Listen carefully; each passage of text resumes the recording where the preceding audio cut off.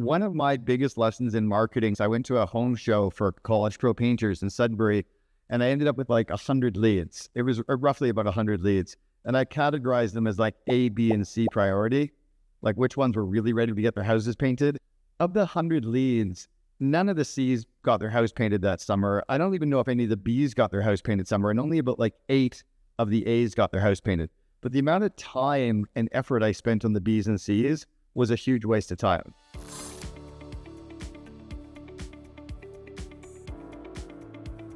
Strategically, I'd like you to think about, is there a market out there that you could do this for that are easier to get from idea to a signed contract? Because all of these companies that use SAP, it's like a 90-day to 180-day to a 1-year sales cycle, right? My first company, when I was 20 years old, I was painting houses, and I was standing at this company, and the woman said, your competitor, Andre from Student Painters, is coming in a half an hour.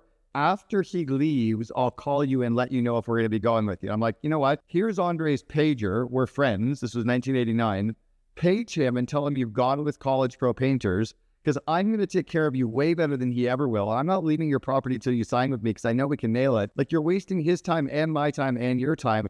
Call him right now. And she started laughing. She goes, okay, I would rather run that kind of a business, because then I can go from problem to solution to sign contract very quickly. You could probably do 12 million in revenue in a weekend if you could market to the small to medium-sized enterprise. If you could think about how could you reinvent to help companies deploy that. Because I'll tell you, if you could help companies get more done with Slack or with Infusionsoft or with Pipedrive, the simpler software too, like you don't need these $300,000 people, you might be actually selling the right solution to the wrong people. So I'd love for you to strategically think about, what could you do to build a $10 million business, by the way, in 2 years? How could you go from 0 to 10 million in 2 years or in 1 year, selling to companies that have no more than 300 people in them or 250? How could you target companies that are 250 people or less? And then your social media, your PR, your sales, your speaking at conferences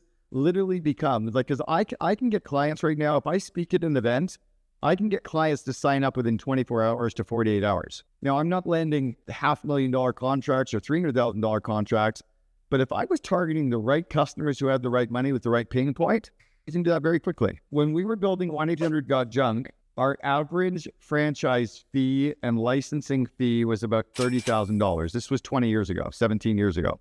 So it was a pretty good amount of fee. And the lifetime value from that customer was more like $500,000. Okay, was the lifetime value that we were selling into. So our cost of acquisition, lifetime value, cash conversion cycle, we could figure it all out. We would go out and we landed one story on CNBC Squawk Box, and we got 21 new franchisees to join. That's $6 million in lifetime value. That's $525,000 in upfront fees.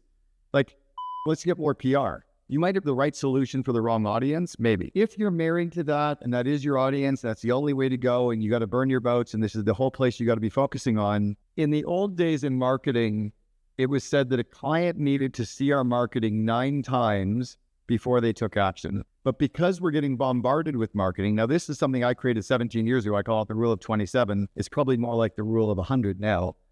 But the rule of 27 was they only see one of every 3 things we put in front of them. Like if I do 3 emails to you, you only read 1 out of the 3. And then I need to hit you 27 times so that you see 9 so that you take action.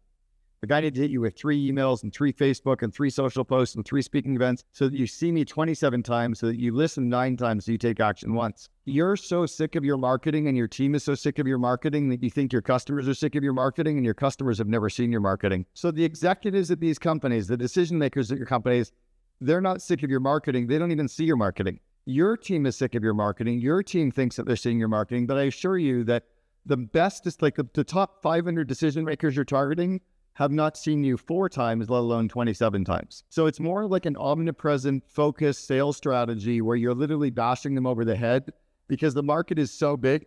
It's okay if they tell you to go away. I had a client one time when I was building what's called Gerber Auto Collision in the US, Boyd Auto Body in Canada. I was in Toronto. I was trying to get a guy to sell me his auto body shop. It's called Forest Hill Auto Body. And the owner of Forest Hill Auto Body walked me from his lobby to my car out in the parking lot and said, if you ever come here again, I'm phoning the police. And I turned around and I started laughing. I'm like, do you think maybe I can call you next month to sell? He's like, dude, get the property. Like, I just wasn't done until he told me to get lost. But I had other people where that kind of approach worked enough that, like, fine, talk to me. What do you sell? Like explain this, right? I'd be like, well, clearly you don't like my shirt, right? Like, like, what is it you don't like about this? So I think for you guys, it is be more omnipresent, target them more, hit them more. We wanted to land Home Depot as a referral program for 1-800-GOT-JUNK. So we realized that at the leadership team of Home Depot, CFO, COO, CEO, head of sales, head of ops, whatever, they all lived in Atlanta, Georgia, where Home Depot's head office was. And we needed them to know of 1-800-GOT-JUNK. We only had 20 million in revenue at the time, maybe 30 million in revenue. We weren't that big yet. So we found out where the executives lived. We knew where their office was. So we plugged into MapQuest, which would now be Google Maps, address, from, and we knew the map they would take. So we literally figured out the roads that they would drive from their house to their office. And it's the same map, right? It's pretty easy. So what we did for a period of 6 weeks is we put signs up along the roads that they would be driving from their home to their office illegally, planted about on the roadways. And then we stood on the on-ramp that they would all take to the highway to their office or the off-ramp by their office every morning from 8 o'clock until 9 o'clock. And we paid guys to stand with the truck and blue wigs and 1-800-GOT-JUNK signs and wave at cars. Now, we didn't know which car was the head of operations. We didn't know which car was the CFO, but we knew that if we did it every morning for 6 weeks, they would be sick of seeing us. 6 weeks later, we started phoning them and emailing them. And you know what the response we got was? You guys are everywhere. We want to talk to you. We're not everywhere. We're just on your road. No one else in the city's ever seen us, but you guys are sick of us. We knew who we were going after, and we were omnipresent, and we were kind of monomaniacs. So if you're going after these companies, you have to identify the decision makers. There's going to be, that in the strategic shell, there's going to be 3 or 4 decision makers in a company. You've got to figure out which ones and hit them and hit them and hit them and hit them and hit them. When we were landing press for 1-800-GOT-JUNK, I'd been landing PR. I wrote a book called Free PR. One of the things I learned about press, when you see like a newspaper article or a podcast that somebody's on or a blog that somebody's written up in, or, even if you're on Oprah, we were on Oprah 2003, that doesn't change the company. What changes the company was pushing that episode in front of everybody or telling everybody for 21 years that we were on Oprah. Think of every piece of press that you've got in every type of outlet you've got it in as a log. Every newspaper article, every podcast, every magazine, every whatever. You got 20 pieces of press, you got 20 logs. Great, you got 20 logs. You want to light the logs on fire. You want to put those press articles on Facebook, on LinkedIn, on Twitter. You want to put them on your email list and send them out to your target clients. You want to put them on your press page. You want to have your salespeople send it out. You want to have PSs on people's emails, like links to your press pages. That's lighting the logs on fire. I really want to spark this thing, right? So once we got these 20 stories and they're on Facebook and they're on LinkedIn, they're on Twitter, we're emailing them out, they're on our press page, I'm going to share it 5 times a year on Facebook because nobody saw it the first 3 or 4 times anyway. So I'm going to share the same story multiple times. I'm going to email it to my list multiple times. I'm also going to buy traffic and I'm going to push it in front of people. Do you know the reason Simon Sinek's first TEDx talk in Puget Sound on Start With Why went viral was because he drove traffic. He pushed that link on the TED homepage to hundreds of thousands of people, so they went to it, so it became viral. Nobody was stumbling out on their own. That's how you get more exposure from what you've got, is you force feed it in front of your target clients until they're like, dude, I've seen your Forbes article 6 times. I got it.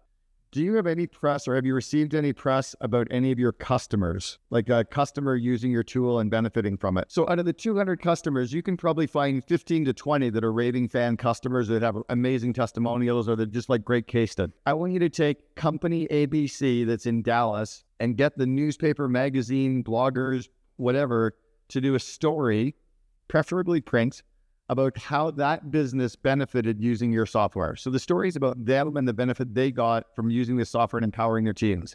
It has to be something that transfers so that all businesses understand the value of leveraging their software, right? There's an old, and I would have a title or a subtitle of every press article that is something like this: a shovel doesn't dig a hole. A shovel is merely a tool. If you don't know what to do with the tool, it's useless. Your software is useless unless people know how to get the most value from your software. Here's how our software helped these companies get the most value. And the lesson is your company can get more value from your software. So you go to get company ABC, press about them in Dallas, and the story is how that company got value from software and how your company can too.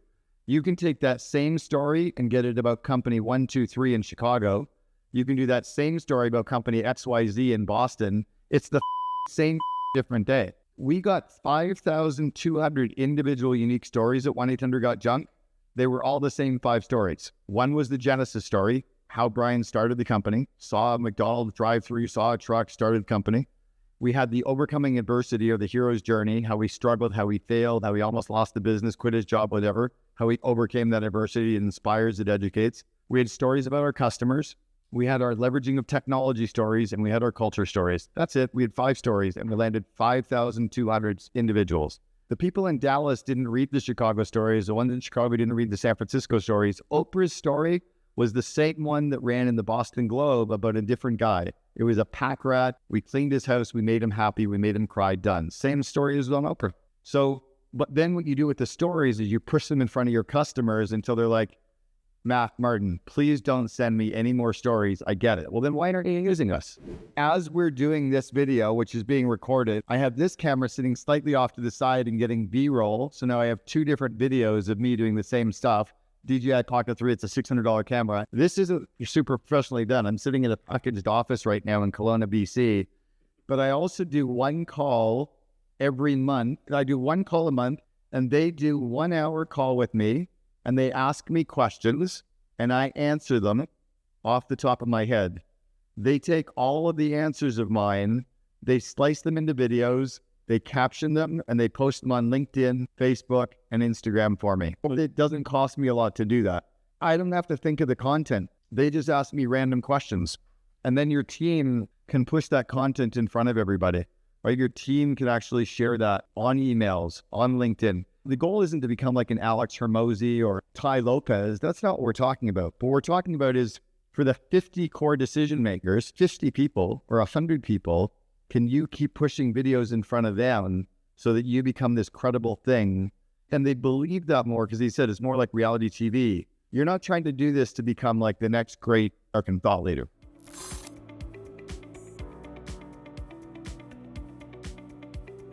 My quick gut reaction is it might be slightly changing your messaging so that your marketing is a little bit more polarizing, so that the only people you're attracting are the ones that are ready to buy. Because there's no point in bringing all these people in and spending time when they're not ready to buy yet.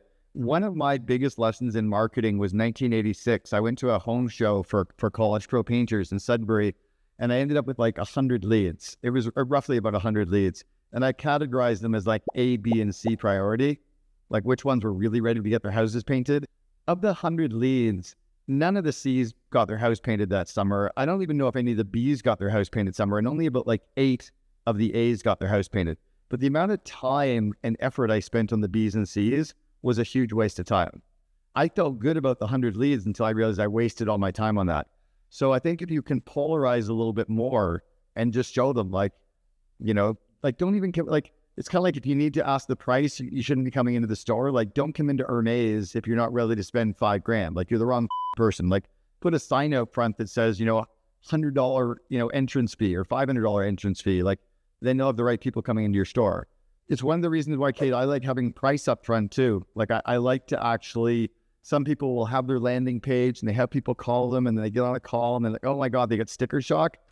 Here's the price right at the top of my COO Alliance website. I've got the price right now. Like, it's just like, here's the price. I don't even want a lead from somebody who's like, oh my God, I thought it would be like $500. You just wasted 2 minutes of my life. So, because you only have 3 inputs, people, time, and money. You only want to spend the people, time, and money on the people that have the highest quick ROI.